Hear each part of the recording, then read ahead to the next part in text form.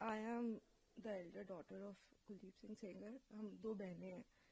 मैं बस इतना ही कहना चाहती हूँ कि अगर एक भी प्रूफ है कि मेरे पिता ने उनकी तरफ जो ये एलेज कर रही है आंख उठा के भी देखा है, तो आप मेरे पिता को फांसी चढ़ा दीजिए.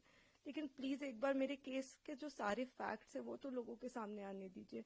हम बहुत ही मुश्किल से जुडिशरी के पास गए थे. हमारे अपील में हमने सारे फैक्ट्स फाइल किए हुए हैं. उन्होंने अपनी टाइमिंग 3 बार बदली है. पहले उन्होंने कहा दोपहर 2 बजे, फिर उन्होंने एक मीडिया स्टेटमेंट दिया, उन्होंने कहा नहीं 2 बजे नहीं हुआ, शाम को 6 बजे हुआ. ये उन्होंने ऐसे इसलिए किया क्योंकि ऑलरेडी एक फोटो है मेरे पिता की कि वो मम्मी के साथ एक इवेंट में मौजूद है 2 बजे. फिर फाइनली उन्होंने जब FIR लॉन्च की उसमें समय बदल दिया, 8 से 8:30 कर दिया. रिकॉर्ड पे है कि जो मेरे फादर की लोकेशन है, वो जो अलेज कर रही है जो जगह, उससे 17 किलोमीटर दूर मेरे फादर की लोकेशन है. वो खुद उस वक्त फोन पे बात कर रही हैं जिस वक्त उन्होंने ये टाइमिंग अलेज की है. तो इतने सारे सबूत होने, एम्स की रिपोर्ट है जो बता रही है कि वो 18 साल के ऊपर है और वो खुद को माइनर 15 साल की बच्ची बताती हैं. मैं बस ये आपके माध्यम से कहना चाहती हूँ कि मैं समझ रही हूँ कि आपकी भावना एक तरफ जुड़ी हुई है क्योंकि आपने ये सारे फैक्ट शायद कभी सुने नहीं है और ना किसी ने हमें नहीं अप्रोच किया कि आप अपना आपके फैक्ट्स क्या है. किसी ने उनसे कभी पूछा कि आप एक सबूत दिखा दीजिए कि आपकी तरफ कुलदीप सिंह सेंगर ने कभी आंख उठा के भी देखा. मैं कह रही हूँ अगर वो दिखा दे तो फांसी दे दे, लेकिन आप इस तरह का अनड्यू प्रेशर बना के, वो उन्होंने क्या किसी को पता है कि वो एक पॉलिटिकल पार्टी से एसोसिएटेड है. 2022 में उनकी माँ ने विधानसभा का चुनाव लड़ा हुआ है उन्नाव से. ये सब चीजें वो नहीं बताएंगे क्योंकि वो सब चीजें उनके नैरेटिव को सूट नहीं करता. हम भी 2 बेटियां हैं. 8 साल से ड्यू प्रोसेस, मतलब हम कभी धरना देने नहीं बैठे, हम कुछ नहीं किया. हम ड्यू प्रोसेस पे विश्वास रख के, और आज भी हमें पूरा विश्वास है कि अंत में, क्योंकि हमारा केस इतना स्ट्रांग है, अंत में हमारी जीत होगी. लेकिन 8 साल हो गए. मैं आपसे हाथ जोड़ के विनती करती हूँ कि प्लीज एक बार मेरिट्स पे हमारा केस सुन लिया जाए. हम कोई दरिंदे नहीं है, हम भी नॉर्मल परिवार हैं. और वो हमें कुछ भी पावरफुल बोल ले या कुछ भी कह ले, असल बात तो यही है ना कि 8 साल से इतने सबूत होने के बावजूद वो जेल में बंद है क्योंकि एक बार आपने ऐसा झूठा इल्जाम उन पे लगा दिया. मैम, जो आप फैक्ट्स की बात कर रहे हैं,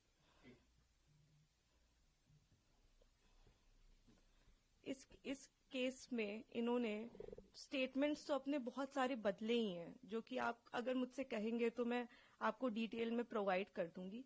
इन्होंने समय 3 बार बदला है. पहले इन्होंने कहा कि दोपहर को 2 बजे कुलदीप सिंह सेंगर ने मेरे साथ रेप किया. उसके बाद इन्होंने कहा नहीं दोपहर के 2 नहीं बज रहे थे, शाम के 6 बज रहे थे. फिर इन्होंने चेंज किया, कहा नहीं ये नहीं हो रहा था, शाम के 8:30 बज रहे थे. जब CBI ने मेरे फादर की लोकेशन निकाली तो उनकी लोकेशन 17 किलोमीटर दूर उनके उन्नाव ऑफिस की पाई गई.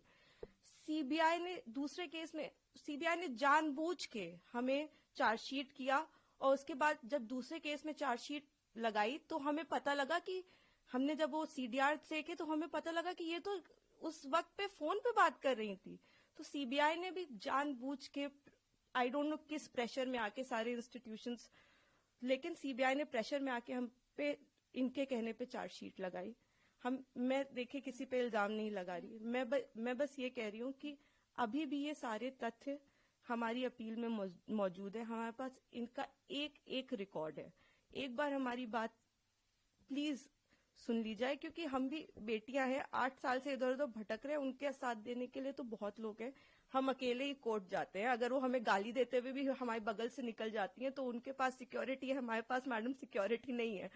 वो गाली भी देती है तो भी सब कहते हैं कि तुम्हें अपने पापा को निकालना है ना बेटा, तो सीधे देखती रहो, गाली खाती रहो, लेकिन तुम्हें जवाब नहीं देना है. हमने आज तक किसी को जवाब नहीं दिया, यही सोचते हुए, क्योंकि हम प्रोसेस में कि हम हर चीज सही ढंग से करेंगे. हम किसी ऐसे वैसे लोगों के पास नहीं जाएंगे. तो कहीं ना कहीं इतने सबूत है इसमें कि हमें जीत मिलेगी. तो हम उसी का इंतजार कर रहे हैं. हमारी बस हाथ जोड़ के यही कि हम बिल्कुल विश्वास करते हैं, हम सारी संस्थाओं पे विश्वास करते हैं, लेकिन मैं बस इतना प्रे करना चाहती हूँ कि किसी के प्रेशर में आके कोई काम ना हो. आप सबूत देख के काम करिए. अगर सबूतों में हमारे जरा सा भी आपको गड़बड़ लगे तब आप ये काम करिए, लेकिन नहीं है. उनसे कहीं ना वो एक चीज सबूत दिखाए. वो बोलते हैं कि ट्रक वाला जो एक्सीडेंट बताते, कितनी मिस इन्फॉर्मेशन है कि 11 बार कि हो सकता है IIT दिल्ली, CBI, NHRC सारी की एक्सपर्ट टीम बनाई गई थी इसमें, सबने पाया कि वो नेचुरल एक्सीडेंट था। मेरे फादर उस केस से डिस्चार्ज हो चुके हैं, लेकिन आप देखिए आपको कोई मीडिया चैनल नहीं बताएगा कि मेरे पिता उस केस से डिस्चार्ज हो गए थे जिसमें वो कह रही हैं कि लोगों को मरवाया। आज भी आपने यही नैरेटिव बना रखा है कि लोगों को मरवाया। मतलब इतना झूठ, इतना मिस इन्फॉर्मेशन है वहां पे कि मैं बस रिक्वेस्ट करना चाहूंगी, प्लीज किसी तरह का मिस इन्फॉर्मेशन मत फैलाएं। आपके जैसे भी सवाल हो आप मुझसे पूछ लें। आप फादर की डेथ की बात करते हैं, मेरे पिता उस वक्त टाउन में ही नहीं थे, he was not even present in Unnao. ये भी एलिगेशंस लगाए गए हैं। जी जी जी, मैं इसीलिए आप मैं खुद मैं ट्विटर पे रोज मुझे रेपिस्ट की बेटी और जाने क्या क्या कहा जा रहा है, तो मैं जानती हूँ अगर हम अपने फैक्ट्स भी ट्वीट करते हैं या हम फैक्ट्स भी बताने की कोशिश करते हैं तो हमें बहुत अलग अलग नामों से बुलाया जाता है। हम जवाब भी नहीं दे सकते क्योंकि सारी हमें पता है कि सारी संवेदनाएं वो सब एक तरफ जुड़ी हुई है। हम तो बेटियां है ही नहीं, लेकिन ठीक है हम सब झेल रहे हैं। लेकिन जो आप वही मैं कह रही हूँ ना कि तथ्यों पे कोई बात करे। आप कह रहे हैं विटनेस, किस विटनेस को मरवा दिया? अगर एक रिपोर्ट है कि वो नेचुरल एक्सीडेंट था तो हमने कैसे वो कराया? आप बताइए ना। IIT दिल्ली तो झूठ नहीं बोले, एक्सपर्ट टीम्स बनाई गई, इतना प्रेशर बनाया गया। मेरे घर में रोज रेड मारते थे, रोज मेरी माँ को परेशान करते थे, मुझको परेशान करते थे, क्योंकि उस वक्त भी इसी तरह मीडिया में प्रेशर बनाया गया था। तो मैं बस इतना ही मैं सच में it's my humble request to all of you, आप पहले केस जान लीजिए, आपके जो भी सवाल हो आप कर लीजिए। मैं डॉक्यूमेंट्स लेके आपके सामने बैठने को तैयार हूँ, लेकिन प्लीज किसी की कही सुनी बातों पे मेरे पिता के साथ ऐसा मत करिए। 8 साल से हम न्याय के लिए लड़ रहे हैं, प्लीज। मैम पहले दिल्ली हाई कोर्ट में उनको बेल, सुप्रीम कोर्ट ने उनकी बेल को रोक दिया है। बहुत बड़ा प्रोटेस्ट भी हुआ इंडिया गेट पे जो उन लोगों ने किया उन्नाव विक्टिम ने, और उसके बाद जो है जंतर मंतर पे प्रोटेस्ट हुआ। जी मैं सारी चीजें देख रही हूँ। मैंने आपको इसीलिए बताया कि कुछ उनके पॉलिटिकल अफिलिएशंस भी हैं, और मुझे कोई वो बिल्कुल प्रोटेस्ट करे, लेकिन जहां वो प्रोटेस्ट कर रहे हैं उनसे आप एक बार जाके कह दीजिए कि आप प्लीज सबूत दे दीजिए, एक बार दिखा दीजिए कि क्या सबूत है कि कुलदीप सिंह सेंगर ने आपके साथ ऐसा ऐसा किया। एक बार मैं मीडिया के मेंबर से रिक्वेस्ट है कि कोई भी एक बार जाके उनसे पूछ ले कि आप एक सबूत दे दीजिए मैडम, मैंने तो 6-7 पॉइंट बताए हैं, आप एक पॉइंट बता दीजिए कि ये सबूत है कि आपके साथ ऐसा ऐसा उस दिन हुआ, सिवाय आपके बोलने के, जिसमें भी आपने कई बार अपने बयान बदले हैं।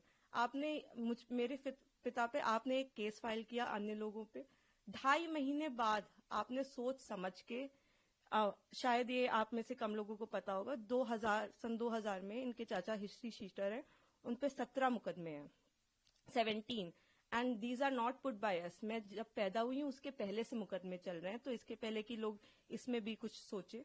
17 मुकदमे सन 2000 में वो मेरे चाचा पे अटेम्प्ट टू मर्डर का उनके ऊपर केस चला है, वो इस वक्त तिहाड़ में बंद है, जो इनके चाचा है। तो आज की इनकी दुश्मनी नहीं है हमसे, इनकी दुश्मनी हमसे पुरानी है। तो बहुत सारे कारण हैं। अगर आप कोई भी मुझसे सवाल पूछना चाहते हैं तो आप मुझसे डिटेल पूछे, मैं सारी सवालों का आपका जवाब। मैं बस चाहती हूँ कि आप फैक्ट्स पे बात करें।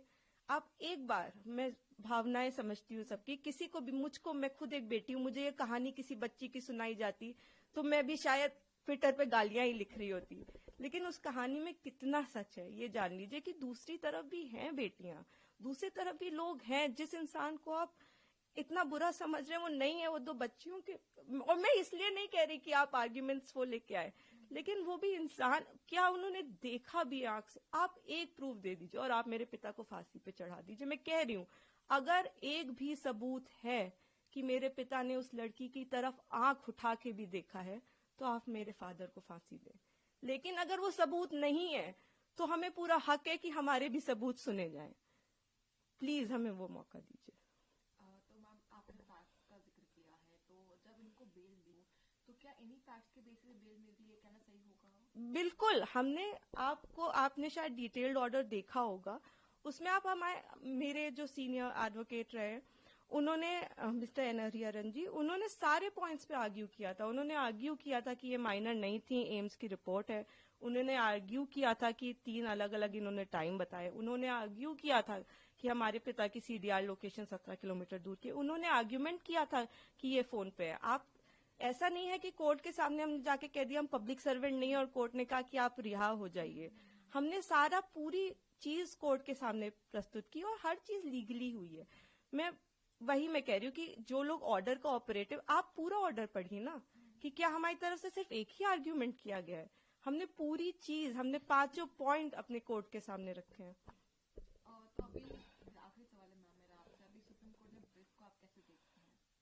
देखिए, ये तो आप लोग बेहतर समझते हैं कि वेकेशंस में, और आपने मुझे ऑलरेडी बताया ही, लेकिन हमें जुडिशरी पे पूरा विश्वास है। हम 8 साल से इसी विश्वास पे जिंदा हैं, क्योंकि हमें जुडिशरी पे विश्वास है, हमें इस प्रोसेस पे विश्वास है कि एक ना एक दिन इतने अच्छे सबूत हैं, और जब तक मैं जिंदा हूं तब तक तो वो कागज कोई नहीं मिटा सकता, वो फैक्ट्स कोई नहीं मिटा सकता। तो उन फैक्ट्स के होप में कि ये एक दिन सबके सामने आएंगे, मैं जिंदा हूं। और मैं यही कहना चाहती हूँ कि प्लीज किसी भी इंस्टीट्यूशन पे आप अपनी भावनाओं पे आके मत प्रेशर बनाएं। आप एक बार फैक्ट समझ लें, आप समझ लें कि आप क्या सपोर्ट कर रहे हैं, किस चीज का सपोर्ट कर रहे हैं। आपने सिर्फ एक साइड सुनी है अभी, और दूसरी तरफ को जानने की कोशिश भी नहीं की, तो थोड़ी कोशिश करके, बाकी हमें पूरी उम्मीद है कि हम आगे इसमें जीतेंगे। ये हम उम्मीद पे ही 8 साल से जी रहे हैं, लेकिन होपफुली कि हमारे फैक्ट्स इस बार इग्नोर नहीं किए जाएंगे। हमें पूरी उम्मीद है कि हम सुप्रीम कोर्ट से जीतेंगे। Thank you so much for thank you.